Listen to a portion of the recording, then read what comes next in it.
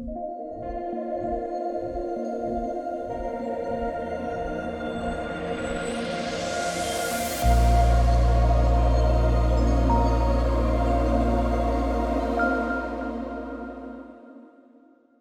guys, welcome to Capturing Christianity. I'm here with Dr. Mike Austin today, and we're talking about Christian moral virtue.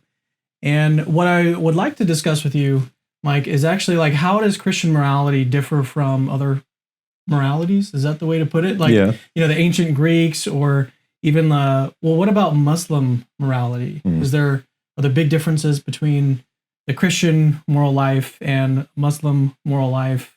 Or how do they view virtues? What is the difference between the two? So we're going to get into all that today.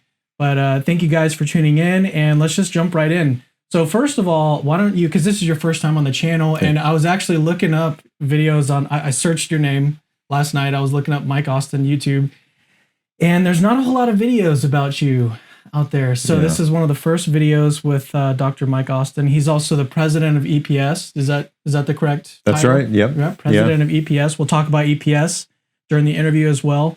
But yeah, let's jump in and just give a little bit of an overview of who you are for the audience. They don't know you. So who are you, Mike Austin, and what do you do? Yeah.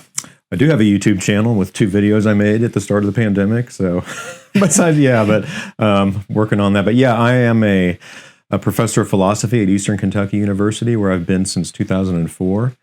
And yeah, my wife and I worked with Crew for a while right out of college overseas and in the States, and then went to Talbot on their philosophy program back in the late 90s, PhD at Colorado, and then have been at EKU since then. So I started out doing work more in applied ethics, parental rights and obligations, things like that.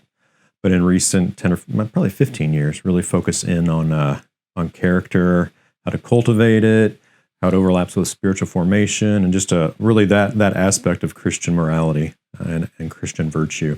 And so, yeah, I'm president of EPS right now, and I started my second term. So yeah, it's been good, and we get to teach, get to write. Married with 3 daughters, 2 dogs. Trying to minimize getting any more, but. But yeah, we love them. But that can be tough. Yeah. Now that we're old, we kind of want some freedom. So yeah. So how old are the dogs right now? Well, one of them's 11, and she's an English Mastiff, and so she should not be alive, but she just keeps going along. Okay. And then the other's like 6. So okay, so you still got a while. Yeah, we got a while, but that's all right. And then one of our daughters is with us right now, so her dog's there too. Yeah, I gotcha. Well, let's talk about, before we get into the actual topic, why don't we talk about EPS a little bit? So what is EPS all about? I mean, what does it even stand for? Yeah.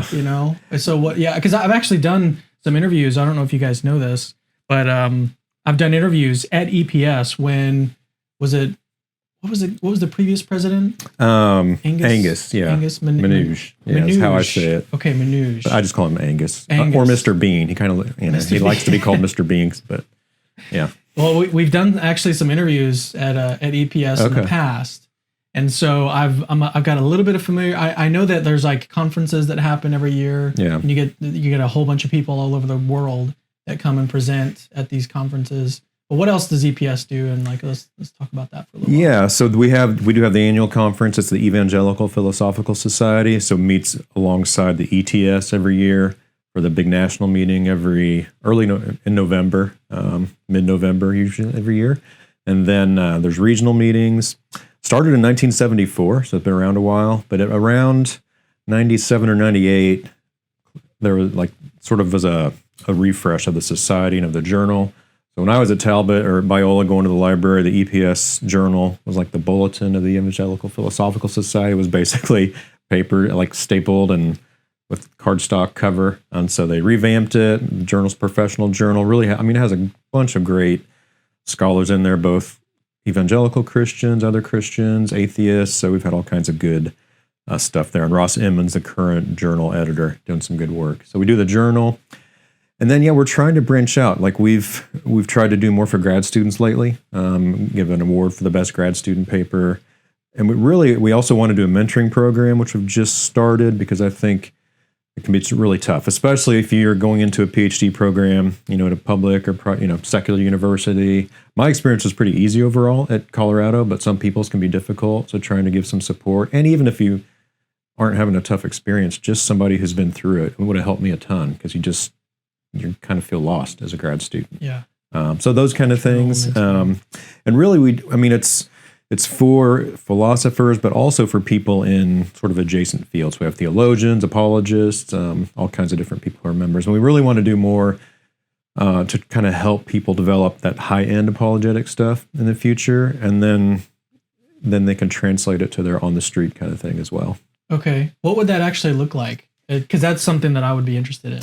Yeah, so this the next one in Denver, we've got a separate track just for that. It's like in the past, we've had just philosophy and apologetics kind of intermingled. Mm-hmm. We have just an apologetics track because we have people from different ministries, apologetics ministries come. And David Wood, I know he goes pretty much every year. Yeah, and then people from Ratio Christi and other organizations and ministries. So trying to give something that will help them. They can write these higher level papers, or if they're not ready to do that, go and see kind of high level apologetics and be challenged to grow, and that's going to help them go back to their churches and their communities. So a separate track at the conference to present your ideas, get feedback from apologists and philosophers. That's one major way. Okay. Yeah, that's exciting. Yeah. And then that's even really the journal, there are apologetics type papers that can be in the journal too for people who want to write that level of an apologetic paper. Mm-hmm. Okay. Yeah.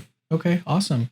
All right. Well, let's switch gears and talk about virtue now. Yeah. So I think it'd probably be best to start with the definition of virtue. Yeah. Like, how do we actually define this term? What is virtue? Yeah. So what is virtue? It breaks down into intellectual and moral virtue. Okay. And I'm not sure the distinction works. I think they overlap, but in general, people think of intellectual virtues as character traits of the mind that aim towards the truth and wisdom. Mm-hmm. And then the moral virtues are like in the actual sort of in your daily moral life, right? So not just of the mind, but by how you live. So if you think of a virtue as a character trait, it's like it's a disposition to think, feel, and act certain ways. So I might be compassionate, but might not be any circumstances to display it, and then all of a sudden there are. If I've got that virtue as a sort of ingrained habit, character trait, and then I'll act in compassionate ways. And so, yeah, it's sort of like, the ancient Greeks talked about it really simply. Like if you think about a knife, what's the function of a knife? I ask my students this, and they just look at me like, why am I paying for this? But function of a knife is to cut things. What does it take to be a good knife? Well, it's got to be sharp, right? The ancient Greeks had a view of our function. Aristotle did, but from Christians, a perspective, our function is to know and love God and other people. Sort of the great commandment. And so all the virtues, I think, point us towards that union with God and that transformational union with God. So they help us know Him more deeply and embody character of Christ in our lives. So that's kind of big picture. Okay. So how does, I guess, turning now to Christianity, how would like the Christian moral life differ from the ancient Greeks? Yeah. Let's start there. Okay. What are some differences between those two? Yeah, so I'm most familiar with Aristotle's views about this stuff, and there are a lot of similarities. And so for Aristotle, our ultimate aim is to be happy, but he means that in like a deeper sense, that human flourishing. And for him, really, it's the highest life is thinking about the thoughts of God. So it's a contemplative life. Now, as Christians, that's part of it, but our end, or our telos, that the virtues aim towards is much larger, right? It's that union with God. And loving God, loving our neighbor as ourselves, embodying Christ. So I would say it's Aristotle's end was to think the thoughts of God, and then you've got these virtues in your city that you display and you interact with other humans. For us, our ultimate end is to love God and love other people, to be Christ-like. C.S. Lewis talks about the Christian should be little Christs. That's in his way of stating things, the whole point of Christianity. I don't know if it's the whole point, but it's kind of one of the major ones for sure. Yeah. And so the Greeks thought about it too. For Aristotle, there was sort of an elitism. You had to basically be a wealthy landowning male member of the noble class to have virtue. So Christianity opens virtue up to all human beings who want to seek Christ. How does that work? Because you just said that moral virtue for the Greeks was to think godly thoughts, so to speak? Yeah. So couldn't like a poor person still do that? Yeah, Aristotle didn't think so because he thought you needed you needed virtue, but you also needed what he called the external goods. So besides having these traits inside, and you needed a certain amount of wealth, you needed to be a noble birth, you needed to be good looking, he thought, which was funny. To have virtue. Yeah. Okay. To be the fully excellent human being. Okay. Yeah. So I think the idea is that unless you're a member of the noble class, one reason is you wouldn't have time to sit around and think about all this stuff, right? And you're out working, baking bread, working in the fields. And in the other things, he kind of had some, sort of had the noble class, and then you got, the poor, the slaves, the women kind of down here. So there's that difference between them and Christianity. Okay. So what about some differences between Christian virtue and like Muslim virtue? Yeah, that's a good question. I don't know a lot about Muslim views of virtue. I mean, I don't know. Do you? No. Yeah. So it's an area I don't know a lot about. I mean, I've read a little bit about it, but more just I think of like the pillars of Islam, and I'm not sure. I haven't read any Muslim scholars about virtue, but it's interesting to check out like how it would fit. Okay. Well, why don't we then turn to how the Bible views virtue? Yeah. Because we touched on it a little bit just now, but let's go a little bit deeper. What does the Bible have to say about Christian virtue? Yeah, I think we miss it a lot, especially in Protestant and especially evangelical circles. We tend to gloss over sometimes the role virtue plays. I think for some people it makes us think of maybe a works-based kind of righteousness, or trying, that Christianity is nothing more than like a moral self-help project, but it's not that.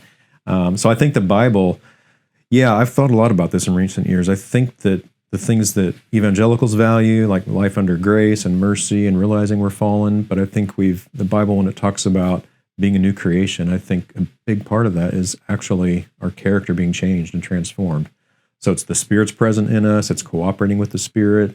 You've got the virtue list in the Bible in Colossians and other places. One key passage is actually the first part of 2 Peter, where he talks about making every effort to grow in godliness through brotherly love, virtue, knowledge, and then ultimately it ends up with union with Christ. So I think in some ways we separate out our union with Christ, the depth of that relationship, and our intellectual and especially moral character. We think, well, I'm awful and God's mercy, and I'm just going to be kind of like this till I die. But I think when you read the New Testament, that union with Christ, the deeper it goes, we change as we give God space to do that in our lives. We've got work to do there too. It's not just, well, God can, but it looks like in general we have to cooperate. God can do what He wants to do, make us better, just by direct interaction. But I think it's as we open ourselves up to the Spirit that makes a difference.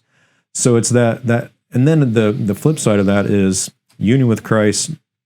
As we come to know Him more and open up our lives to these virtues, the flip side is, I think the more that we develop the intellectual and moral virtues, that actually enables us to have even a deeper relationship. So my view is that as we cultivate wisdom, intellectual humility, intellectual courage, and then the moral virtues, humility, patience, love, compassion, faith, and hope, then we're able to know Christ more deeply. So built into this idea of biblical virtue is that there's something that we can grow toward, is that there's this like perfect sort of standard of character traits that we might embody that exemplify a virtuous life or whatever. But I guess what I've been thinking about is what is the type of, like, what are our character traits that we're born with? So are we born with a disposition toward non-virtue, toward badness, or toward something bad, or are we mixed? Or are we born with like a mixed bag? Are we like, do we have some good dispositions? Do we have some bad dispositions? And then we're trying to get all good dispositions.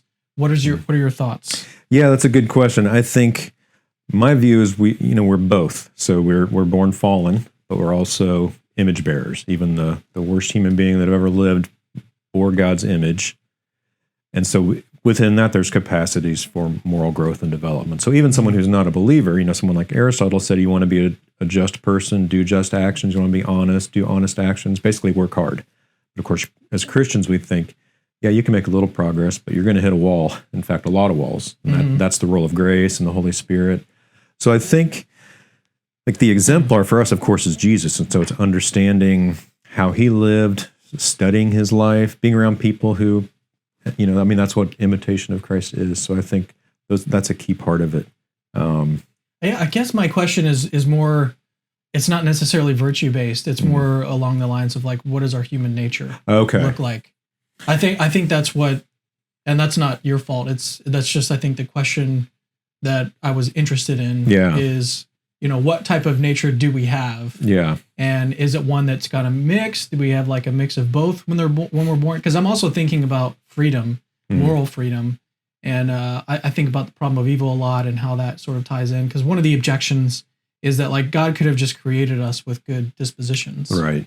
And so that's what I was just thinking about when you were going through the different or the biblical account of virtue and how we can cultivate and grow toward virtue. But then what about this question of like, well, couldn't God have just created us with this virtuous life? And I know this is kind of getting off topic here. No, it's a part of it for sure. Because underneath these questions about virtue and flourishing, union with Christ is, okay, what are we? This human nature thing.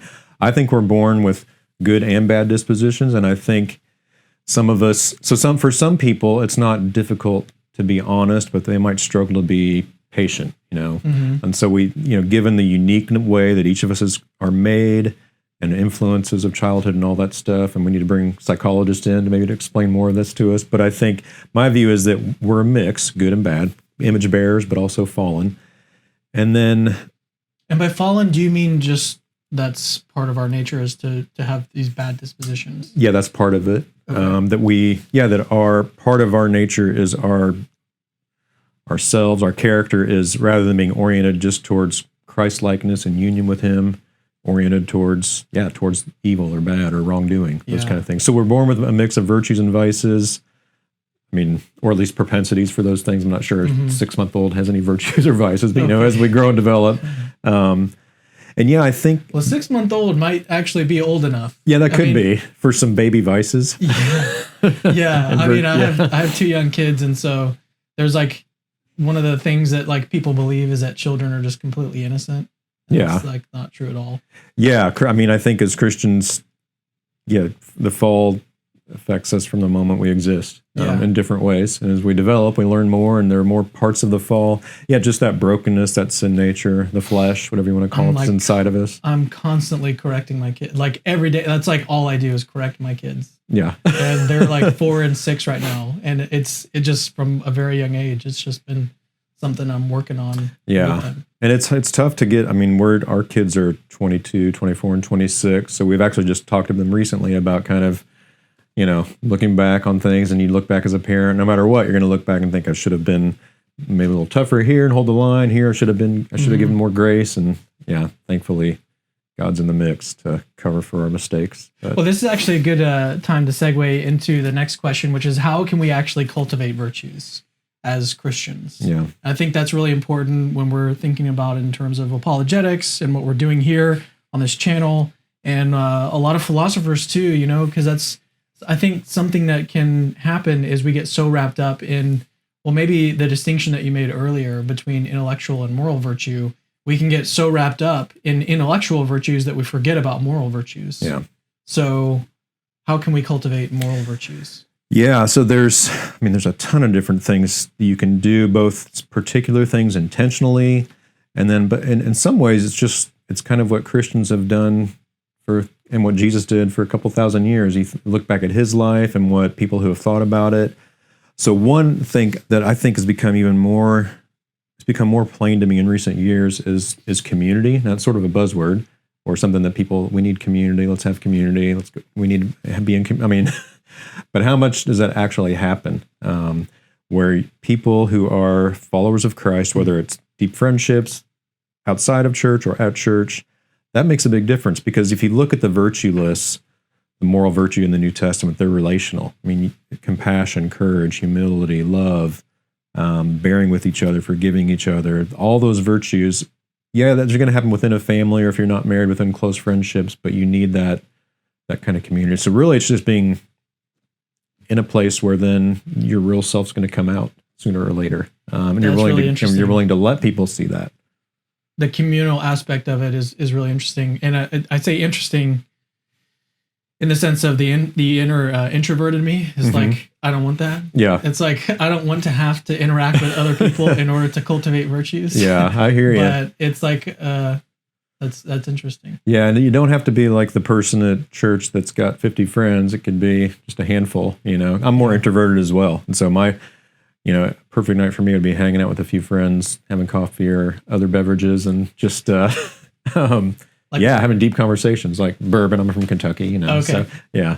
But, I think that's a big part of it. And I think for especially an introvert, or like I've done a lot of reading the spiritual formation literature, and when you read, a lot of it came from people who lived a monastic life, and we forget they were in communities because we just think of them in their cell, as they talked about it, meditating on God or on scripture, in times of prayer. We want to our spiritual growth in part depends on other people, and when that really hit home with me, I was like, I don't like that, because I don't want to depend on other people. I can barely depend on myself to do what I need to do to grow. In a certain sense. Of course, we're depending on God, but it's just the way he built it. When you look at the New Testament, it's a together kind of thing. So what are some ways that we can cultivate virtue by ourselves? Like maybe Bible reading? Yeah.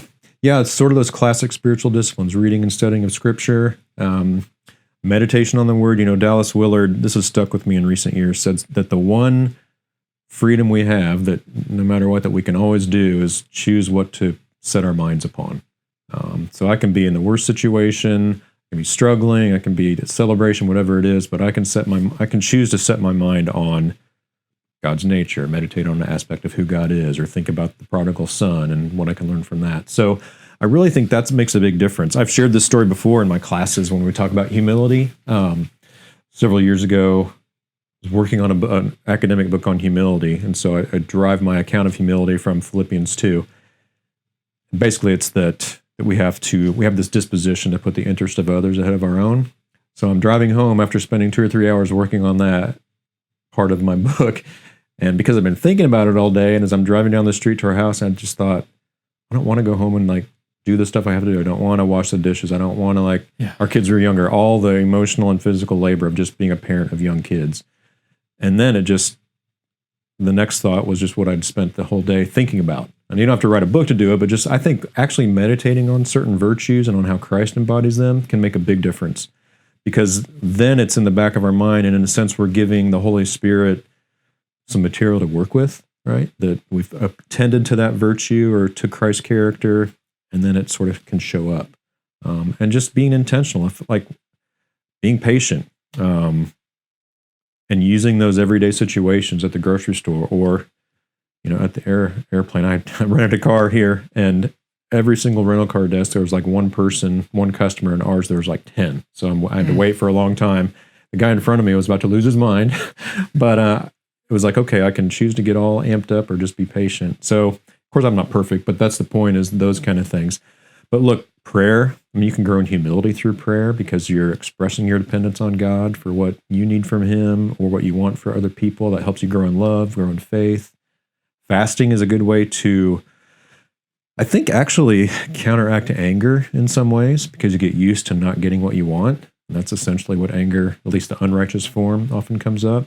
So these disciplines, fasting, prayer, Bible study, meditation, solitude and silence, hidden service is a great way to grow in humility and love, because nobody sees what you do. So that intentionality is important. And I guess the hitch, though, is it'd be easy just to say, okay, I want to have these character traits, I'm going to do these practices, and it just becomes like a Christianized sort of self-help thing. But I want all those things happen in this wider context of deepening your walk with God, and that you're really just creating more and more space in your soul and in your body, really, for the Holy Spirit to work. Because something's taking up our attention. I'm cultivating habits, the culture I live in, good and bad ones. And if I can intentionally set time apart, just for silence, to turn off the phone, the screens, all the stuff we, have no noise, I actually can hear God, or even, hear what's going on inside of myself. So all that stuff over time can help us grow. But it's got to remember that it's in the midst of grace. I think the best way to think about it is what I said. You're really just creating space for the Spirit to change us, because we can't take it on ourselves. But that passage in 2 Peter says, make every effort. We have work to do. Again, Dallas Willard said, grace is opposed to earning, but not effort. So God's not going to like make us better just because we prayed enough or fasted enough, but it opens up, we're opening ourselves up to God to change us. And so that's how it works, I think. So that was so insightful that I just want to switch gears completely and turn to a different subject. That's good. I don't know if I have much else good to say there. I'm sure I do, but yeah, that's good. Let's shift gears. Okay. So one of the things that you sent me, the possible topics that we could talk about was gun ownership. Yeah. Was it gun ownership or just guns in general? Yeah, I think just maybe Christian ethics and guns and those kind of issues. Yeah. Okay. So let's talk about that. I mean, I grew up hunting with my dad and I own a gun. And so what are like, how should we even begin talking about this subject? I guess, what are your views on Christian ethics and gun ownership? Yeah, I grew up with guns also. My dad's big into trap and skeet shooting, going to the range. We would hunt. I grew up in Kansas, so I have this, I can see it right now. I remember being in the plains of western Kansas in an ice storm, pheasant hunting with my shotgun, like a layer of ice over it. So I grew up around guns. There was like a really chintzy gun cabinet downstairs in our house that had a lock on it, but it was just normal. Dad got a safe later. So yeah, I think that Christians and guns, we really need to think about it. Well, my view basically is, which annoys some people because I do this a lot, it's sort of this middle ground where I think that a Christian in the United States should be able to say that there are, I think it's, look, I still own 2 guns, so I'm not a sort of extreme ban gun, Second Amendment, but I also, I don't think the status quo is good enough. I'm really concerned about what's going on in our country with guns. And I think Christians too often take on, especially in the evangelical world, we're more apt than other communities to own firearms. And sometimes it's easy to take on the mindset of the Second Amendment community, for lack of a better way to put it, or gun culture 2.0, the way one sociologist puts it. Gun culture 1.0 is what I grew up with, hunting, recreation. Gun culture 2.0, guns are more about, self-defense and being sort of citizen protectors. So I think, I wrote the book I wrote, God and Guns in America, like the one sentence elevator pitch thing is that there are things we can do to reduce gun violence in America while protecting the rights of responsible gun owners, and that Christians especially should want to do that. So I'm like in where I'm from, Kentucky, it used to be like a weekend class to get concealed carry, and now it's just, you don't need a license or anything. So I understand if somebody needs or wants a weapon for self-defense, but I think one mistake we make is lack of training. I mean, you really need to be. So I know, members of the EPS, a guy I know who is very well trained, has a gun. I don't have a gun for that. It's more personal conviction that I'm not going to use a firearm for self-defense. I'm not a pacifist, but I'm closer to that than I was when I started the research on that book. When you start reading the New Testament and just really looking at the character of Christ, it's hard to, there's some clashes between American gun culture and Christian ethics and virtue. I'm not saying that it's inconsistent to own a weapon and for self-defense and defense of others, but the overall gun culture, there's some real issues, I think. My kind of view, and I don't really have any strong views on this, is that I think we should have probably some stricter requirements to own a gun. And one of those requirements, I think it would be good to have like a psychological profile done on each individual person. And to know that would create a whole lot of work for the government. Yeah. So that's kind of like the trade-off is how do you actually do that in a way that's going to, because that's, I think, one of the biggest issues is that we have these people who are unstable, who are committing these crazy atrocities with these guns. And, it'd be nice if we had some kind of restriction on that. And again, and I think the comeback that a lot of people are going to have is that, well, criminals are going to get guns regardless of whatever kind of like restrictions you try to put on them. Yeah. So I guess that just leads into a natural question. Like, what about if we do have extra restrictions, and this is just getting kind of into politics, I guess more generally, if we do implement like stronger restrictions on gun ownership, how is that feasible? Is it actually going to lead to less crimes committed by people? Yeah, that's a good question. I think one of the hardest things about this area is when you get into that question, like why people commit crimes. There's so many factors that go into it. But yeah, I mean, sort of, some criminals. It's also kind of speculative too. We have to just speculate about what would be the case. Yeah, that's right. I mean, we can look at other countries and see things that have happened, but of course, we can look at in states that have, so there's some evidence for some policies that I think that we could actually put into place that would reduce gun violence. So for example, think like red flag laws, what they're commonly called, extreme risk protection orders. So some states have those. I'm in favor of a federal one, and that it would work something like, so let's say your neighbor or a family member, you think something's going on and they have guns, you can, through the legal system, right, submit a petition for one of these, and there should be a hearing. Now, the key thing here is due process, because you don't want people to be frivolous about it. And then if the judge finds the person is a danger to themselves or others, their firearms are confiscated for a set period of time. Then they have a follow-up hearing, and if there's no reason to keep them, then they do. Then they give them back. But if there's still an issue, they hold them. Look, I mean, I think it's true that criminals will get guns, and especially in the United States, where there's perhaps more guns than people.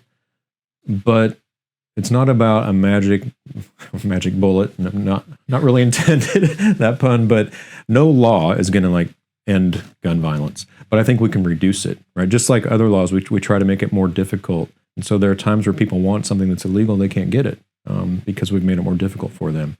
Sometimes it's just enforcing current laws about ghost buyers and those kind of things, but or shadow purchasing, that issue. But I think there are things we can do, and I think as Christians we should want to do that. And I think too we forget, there are about the last year 41,000-ish Americans died from gun violence, and that's steadily increasing over the years. But about 2/3 of those are by suicide, and I think we often forget that. When we think of gun violence, we tend to think of the mass shooting, which is, of course, a minuscule. It's important, and some of the red flag laws that have been, some of those have stopped potential school shootings. So we can do something about that. We're never going to be perfectly safe because that's not possible, but we can be safer while protecting the rights of people who can exercise it responsibly. But yeah, I think that the suicide thing is important, because if people who attempt suicide using a firearm, they're about 85% success rate. It's a sad way to put it, but that they succeed. All other methods, it's the flip. It's like 10 to 15%. And especially given that a lot of people, especially younger people, suicide sometimes is an impulsive decision. And so think, especially for a teenager who may be considering that, and they know dad's got a gun in his nightstand drawer, even just safe storage would prevent that. So I've talked to people about that who say, well, if somebody wants to kill themselves, they're going to do it regardless. But it's just not true. It's not the way, according to psychology, it doesn't work that way, right? It's this impulse. And especially if there's not a lethal weapon, even if they do try some other method, the success or the survival rate is incredibly different. So that's a big concern. That's where safe storage laws can come into play, requiring safe storage. But again, there are some laws we can try and put into practice that look like they've been successful. But I think too, as Christians in the church, if you look at those deeper spiritual and psychological things, if we were just the church, and some places are doing a great job, but if we could provide more help for people that need it. If people knew that this church in my community helps people who need it, that would be good. So there are moral and spiritual solutions. There are legal solutions as well that could be part of the overall solution of reducing it. Let's talk about some of the specific things that you think are in conflict with the sort of the general disposition toward guns in America. What are some scriptural, spiritual reasons to want to be a little bit more careful about the way that we view guns? Yeah, I think we, within this gun culture 2.0, the self-defense, citizen protector kind of ideal, there's a dehumanization of people, of other people, say of criminals or just the bad people, we're the good people, they're the bad ones. Those lines don't draw as neat on a Christian. I mean, as we just talked about, we're a mix of good and bad dispositions. And so I hear Christians talk like this as well as non-Christians, that people that have concealed carry, they're the sheepdogs. People like me that don't are the sheep. And then the bad guys are the wolves, right? And so we actually dehumanize people the way that we think and refer to them. And so I think as Christians, we've got to remember that even that like I said earlier, the worst human being bears God's image. And if you're going to decide to carry a gun, as a friend of mine who went through some classes, the instructor said, you've got to decide that you're ready to kill somebody. Like when you take that gun out with you, you've got to settle in your mind that you're willing to take a life. And if you're not, then you're creating more danger in the situation than you would otherwise. So I think that dehumanization and what that does, if we really buy into that whole mindset where it's sort of us against them, this idea that there are hordes of criminals and people wanting to, do all terrible things to us, kind of the rhetoric of some people, we start sort of seeing people, that undermines our empathy, right? That God-given capacity to see things from others' perspective, to care about them. And I would say too, as Christians, I'm strongly opposed to stand your ground laws, because historically, stand your ground laws. Oh. So, which basically means, in the past, there was the castle doctrine. So if someone came into my house, I'm justified in killing them, right? As self-defense. Stand your ground meant wherever you are, you're justified, and you don't have a duty to retreat. Because in the past, the law was, if I'm out on the street or at the mall and if somebody's attacking me or looks like they're going to, I've got a duty first to retreat. And if I can do that, that's my legal and moral obligation. And I think for Christians, that's got to be our first response. Is there a way that I can get out of the situation without harming or killing somebody? That makes a lot of sense to me. Yeah, but the stand your ground law basically means and this is where it's difficult, because depending on the state, if I feel or believe that someone's a threat to me, reasonably, then, but of course that's a difficulty, because we're not reasonable. So several years ago, Jordan Davis, there's a guy, middle-aged white man who shot Jordan Davis, killed him, and injured 3 of his friends who were playing loud music at a gas station. They had some verbal interaction, and the guy said he was afraid for his life, and called on stand your ground laws to justify it. He ended up finally getting convicted. But I'm worried about that, and I've seen people who talk about there is a racial element to stand your ground laws, that a lot of laws in states make it sound like it's reasonable to be more afraid of black bodies than white ones. So those are difficult issues and controversial, of course, but I think that's a problem for me, a big one for Christians. Because I don't think Jesus calls us just to stand our ground no matter what. Right, we've got a duty to retreat. Mm-hmm. And that's part of being a peacemaker, loving others as you love yourself, putting others' interests ahead of your own. And as much as, I'd like to say I'm about as close to being a pacifist as you can be without actually being one. And I think I've been influenced some by Bonhoeffer's ethics, that you can't just have an all-encompassing principle here. It's a more situational, that in a fallen world, there may be times where the only way to defend something of great value, like your life, or even more importantly, the life of a vulnerable other person, is through force. So I'm open to that. But I just feel like we're glorying in violence. I see Christians talking about, bragging about their wives and the stopping power of the new Glock. And I'm just like, the sort of don't mess with me thing, that's not a Christian attitude. So talking about vulnerability, would you mind being vulnerable and explaining why you do own guns? Yeah.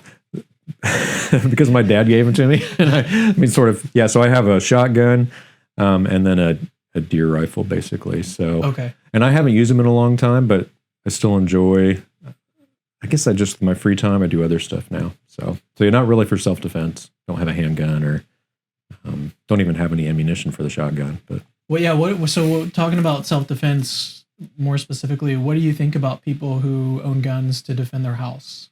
Would you say that is consistent with Christian morality? I don't think to defend your property. I don't think so. Your life and the lives of others, for sure. Okay. But the life of that criminal is more important than my television or my,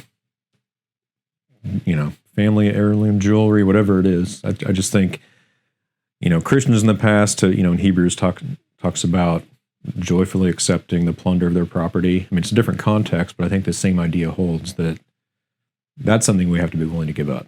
Right? I'm not going to shoot somebody who wants to steal my car. Just, and the difficult thing is in those situations where someone's stealing your stuff or taking your car, you don't know, right? You don't know if they're also want to take your life or if you're at risk. But yeah, if the question is it okay to shoot somebody to defend your stuff, then I'm a firm no. Yeah. But for defense of your own life, you think that it is acceptable? Yeah, I think so. I think it's a difficult issue. Like, I think there are some really good pacifist arguments that people make, and then I think there are some plausible arguments on the other side. So I think there's room for Christians to have different convictions about it. Okay. But I would just love us. I think we need to really seek out Christ and look at Scripture and people who have thought about it, because it's too easy to just, well, yeah, Second Amendment. But what about, being Christ-like? Yeah, that kind of thing. Turn the other cheek and put your sword away, those kind of things that Jesus said. Is there anything else that we've sort of, because I think we've gone nearly an hour at this point. Wow. Yeah, and it goes by quick. Yeah, it does. But this is usually about a good time to wrap up interviews. Is there anything that we haven't talked about today that you would like to discuss? Anything related to virtue or gun ownership? Yeah, I think a little bit about virtue, because I know a lot of people who are apologists and Christian thinkers who watch the channel, and I think I want us to go back to that, that's sort of the apologetics verse, 1 Peter 3:15. Yeah. It strikes me when you read it in context, what gets people to ask you about the hope that you have is that you're displaying that virtue of hope. And I think we're really good at defending the faith. Like when I was in college, you go to a Christian bookstore, there were like maybe 3 apologetics books, and now it's just exploded, and I'm grateful for that. What I would like to see is a focus on actually doing apologetics with gentleness and respect. Like really doing it that way. Because I've interacted with some people and seen interactions where you just think you might have won an argument, strictly speaking, but you've lost the person. I think we need to do both, good arguments, but it needs to be done in the context of gentleness and respect. And then if we're cultivating virtue, I don't know about you, but I haven't had a lot of people ask me about the hope that's in me. And that should give us pause, right? Because if it looks like 1 Peter, he's assuming that's going to happen. And so I always suggest to people Dallas Willard's book, The Allure of Gentleness. Like if you want to think about this part of not just apologetics, but the Christian life, like I always recommend that as a must read, because it sort of shifts that from our model of apologetics and Christian philosophy as sort of face-to-face going at it to let's shoulder to shoulder, look out, try to look at and figure out what's true together. And so then you undermine the defensiveness. And I've found that it's a practice, what I call rhetorical nonviolence, right? Where it's just, I'm not going to go at people, and I'm not perfect at it, but I've tried it more the past several years. And so I've had conversations with people that in the past would have shut down pretty quick, but you just disarm the confrontational part, and all of a sudden you're actually having a conversation with another human being, and God can work much more in that. So then, speaking about gentleness, how do we know when it's okay to not be gentle? Because there were times in the New Testament, the Old Testament, when saints were not very gentle in the way that they interacted with non-believers. So how do we know when it's appropriate to be more aggressive, to be maybe even mocking? That's definitely something that happened in the Old Testament. And Jesus himself was like, you brood of vipers. And he made some pretty strong statements to people. Yeah. So how do we know when it's okay or not okay to... I know that's probably a tough question. It is, but it's a good one. We have to wrestle with it. Yeah, I think... Because I identify with you. Like, there's someone who is a great mentor of mine, Josh Rasmussen, and he just embodies gentleness and respect and just all of the virtues that I want to exemplify. Yeah. He just like has all of them already. And so that's the ideal standard that I want to live up to. And I think that he just sort of embodies Christ in that way. But at the same time, there are other Christians I know who are very aggressive and they're very effective in what they do. And so I wonder about that line and when it's okay to cross, when it's not okay to cross, or is it okay at all to cross? Because, and I'll just talk a little bit longer before I pass it back over to you, is in the case of Jesus, when he calls someone a brood of vipers, this is Jesus talking. It's not it's Jesus who has this sort of perfect character and is sinless and blameless. And that may not necessarily be true of the average Christian apologist who is interacting with an atheist or a Muslim or someone else. Our motives are not always as pure as Jesus's was. So I think that's got to play into it as well, and maybe that's what you may have touched on if I hadn't gone off on this route here, is when we're contrasting ourselves to Jesus, like we can't use Jesus necessarily as a standard of the way that we should act because our motives are different. Because Jesus's motives were so pure, whereas ours are not as pure. So I think that's also got to be factored in when we're deciding whether or not to call someone a brood of vipers, and that's the language that Jesus used, but nowadays we might call him some other name. Right. But yeah, I guess what are your thoughts on all that? Yeah, that's a good question. I've thought about it because as I've kind of developed and tried to put into practice this stuff. One, I think I would add to that. One I would say for sure, I don't know anybody who can mock somebody else and coming from a good place in their heart. Yeah, doing it out of a place of love. Yeah.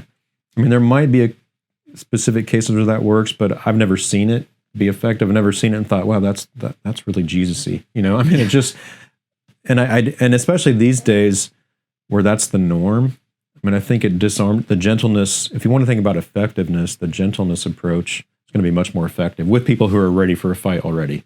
You might actually make progress. The other thing too, we're supposed to emulate Christ and imitate Christ, but there's certain things that we shouldn't be like Christ because he's got some prerogatives, right, as God or as the Messiah. So it might be okay for him to call people a brood of vipers. I don't know if that means we should. Yeah, but there are times to be. Look, I guess I would say when is it good to be more aggressive or even confrontational? I think Jesus did that when people. He did it primarily with the sort of religious leaders who were,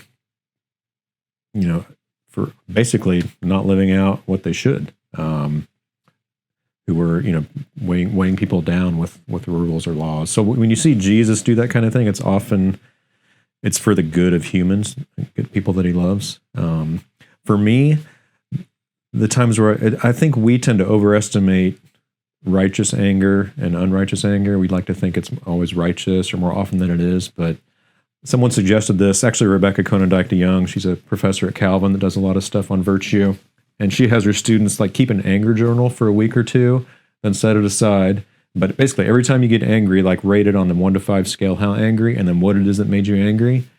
And she says, without fail, almost always, everything that made them angry is something that they're not angry about injustice. They're angry at the person who cut them off on the road or the person who said something that ticked them off. So I think we baptize a lot of anger. And really, sometimes it can be insecurity. If you don't know an answer, it's hard to admit it. Yeah. And so then you get defensive. And yeah, so I think, I would say we err on the side of gentleness and respect.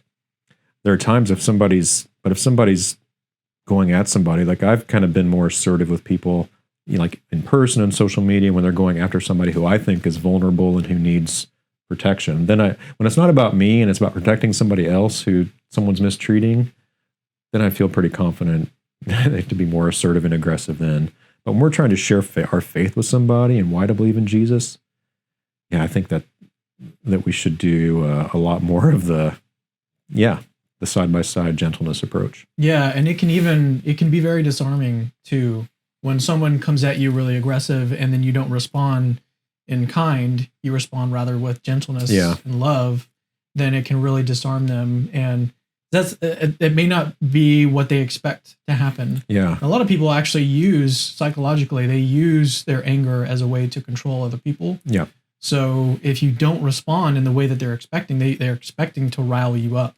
And if you don't get riled up, that can actually be a way to sort of disarm them and actually get through to somebody is to do that. So it can also be sort of this, if you look at it as in these practical terms, it can also benefit your dialogues with people. Yeah, certainly. And actually I found too, it might sound weird, but it's actually sort of fun because it just, when I feel angry, it's that tension. It's not pleasant. Sometimes we want that pleasure of being angry. It feels good for a little while and then it goes away. But in those kind of conversations, yeah, I find it actually is good for me too. I just keep a more content, peaceful approach.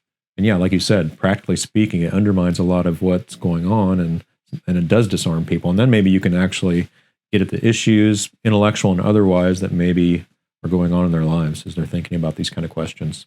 Yeah.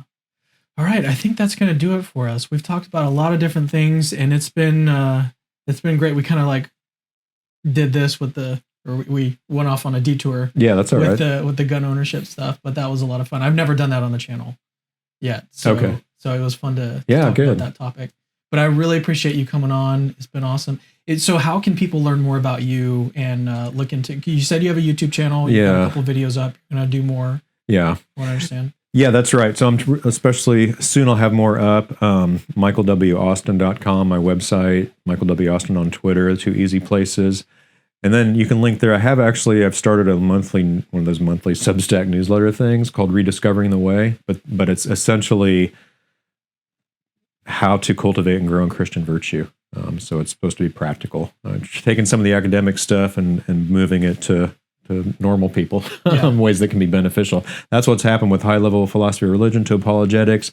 I want to see the same thing happen with Christian ethics and character growth in the academy down into the pew as well. Let's swing back now before we close it out to EPS. How can people find out more about EPS and like if they want to become a member? Yeah, so there's EP Society or EPS Society.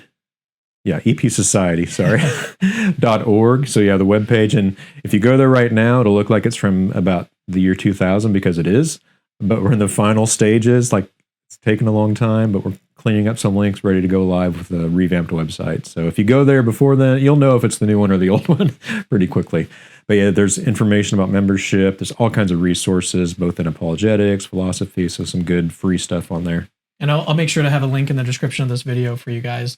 Don't forget that we also have some free resources for you in the link in the description. We've got an ebook, The Rationality of Christian Theism, and then also a PDF of apologetics terms for beginners, where I kind of went through and gave definitions and also hyperlinks to definitions of very popular apologetics terms that get used a lot. So if you're new to apologetics, you're kind of like, I don't know what ontology means, I don't know what epistemology is, then that's like a free resource for you. Link is in the description to get your hands on that, and also the other book, the 60-page ebook, The Rationality of Christian Theism, that I co-authored with Dustin Crummett. So lots of free resources for you guys in the description of this video. But Mike, it's been great to have you on the channel. Thank you. Appreciate it. We'll maybe we'll do something else in the future. Yeah, it'd be great. It's great to have you in the studio too. Yeah, it's cool. Glad I could. So, yeah, awesome. All right, guys, we'll see you guys in the next Capturing Christianity video. See you later. Hey, it's me again. Actually, don't leave yet. I've got something super, super important to tell you. So first of all, you're awesome. Like you just watched a really, really long video just now, and you're still watching it. That is actually pretty amazing. Secondly, we have hundreds, literally hundreds of other apologetics related videos for you to watch on our channel. Go check them out. I've interviewed exorcists, hosted debates between Christians and atheists. I've even made response videos to atheists. All of that is available on our channel. Go check it out. Third, I rely on people that see value in my work, people like you that watch videos to the very end, to keep the lights on around here. Literally, this is how I feed my family. So if you see value in the work that I do, please consider supporting this ministry and becoming a patron. Links to that are in the description. Oh, and have I mentioned that Christianity is true?